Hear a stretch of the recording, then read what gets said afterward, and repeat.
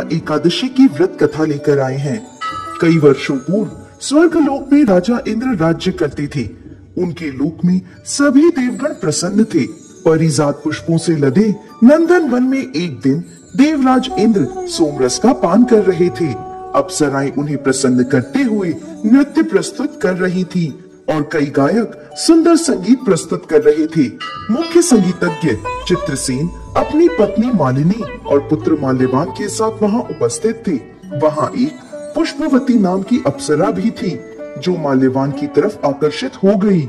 उन दोनों को एक दूसरे के प्रति आकर्षित देख देवराज इंद्र क्रोधित हो गए और बोले, हे मूर्ख, तुम दोनों मुझे प्रसन्न करने का आडंबर कर रहे हो, लेकिन तुम दोनों की एक दूसरे के प्रति आसक्ति मुझे स्पष्ट दिख रही है। इस भरी सभा में तुम दोनों ने मेरा अपमान किया है। मैं तुम्हें श्राप देता हूँ।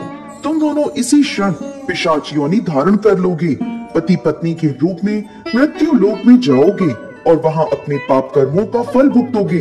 इंद्रदेव के कठोर वचन सुनकर माल्यवान और पुष्पवती अत्यंत लज्जित हुए और उसी क्षण वो दोनों पृथ्वी लोक पर हिमालय के शिखर पर पिशाच के रूप में आ गए। चारों ओर बर्फ ही बर्फ थी, ना खाने को कुछ था और ना ही पीने को। वो ठंड से कांप रहे थे। उन्होंने एक गुफा में शरण ले ली। एक दिन माल्यवान ने अपनी पत्नी से कहा, ना जाने हम कौन से पाप कर्मों को भुगत रहे हैं। इस प्रकार दोनों ठंड में गुफा में बैठे रहे।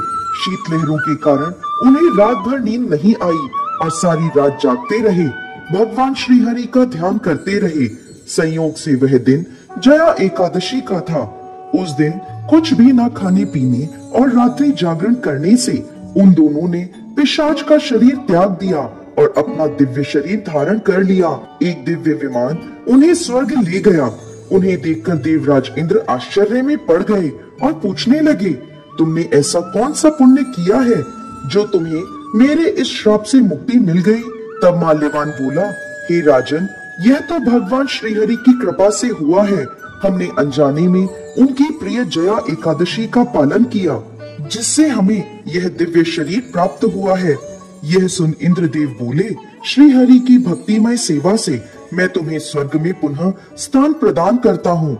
इसलिए मनुष्यों को इस परम कल्याणकारी जया एकादशी का निष्ठा और श्रद्धा पूर्वक पालन करना चाहिए।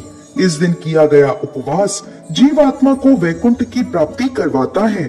जो भी व्यक्ति इस कथा का श्रवण या पठन करते हैं, उन्हें अग्निष्ठोम यज्ञ का फल प्राप्त होता है। जय श्री हरि विष्णु।